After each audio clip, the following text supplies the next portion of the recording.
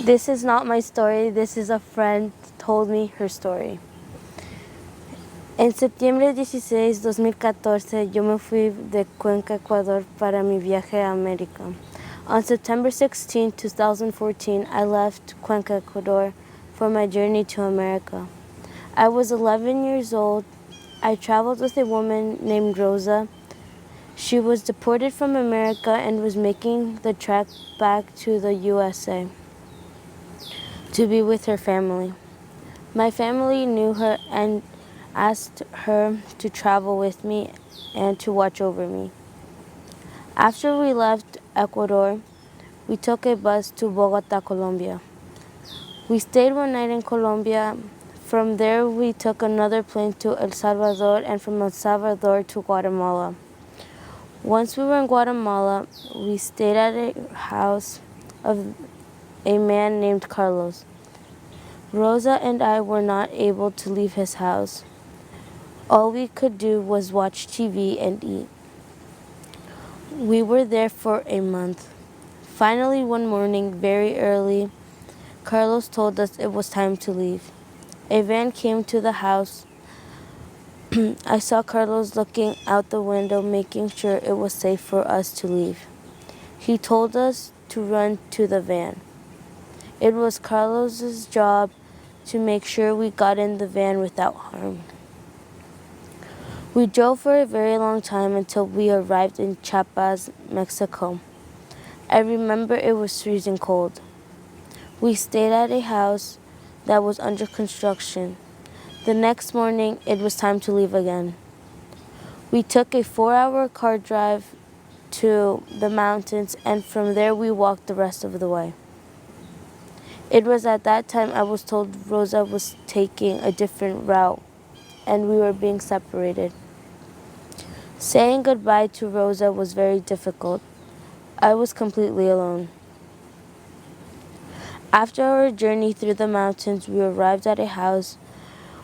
We were there for a few days, and a van came and took a small group of us to Mexico City. In Mexico City, we hid in the lounge compartment of a bus tour until we were at the Mexican border. Once we were at the Mexican border, we met 3 men who gave me a uniform and books. I was to cross the border disguised as an American girl who was born in America but whose family was Mexican.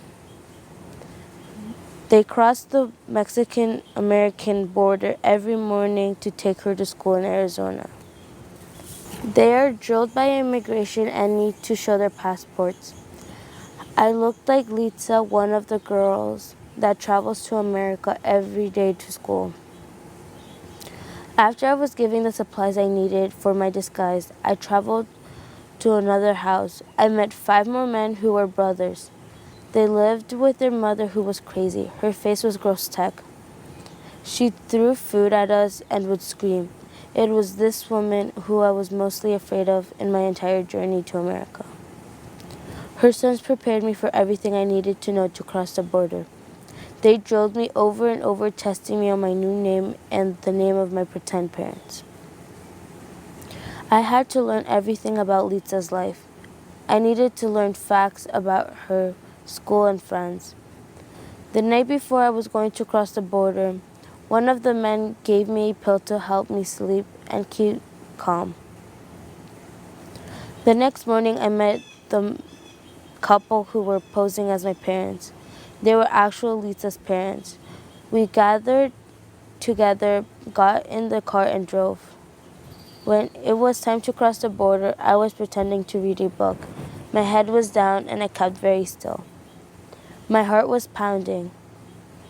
We went through without any problems. We drove to a deli in Arizona, and it was there when I met Lisa. From there, we drove to another house in Arizona. It was like a foster home for children who were coming into the new country. I was there for 2 weeks. One morning, a man came and took me and another girl named Adriana. We drove to Philadelphia to meet our parents. When we arrived at the house where our parents were, we had to go immediately into our parents' cars. I hadn't seen I haven't seen my parents since I was 4 years old. I didn't know them. It was only a couple days later until I started spring school.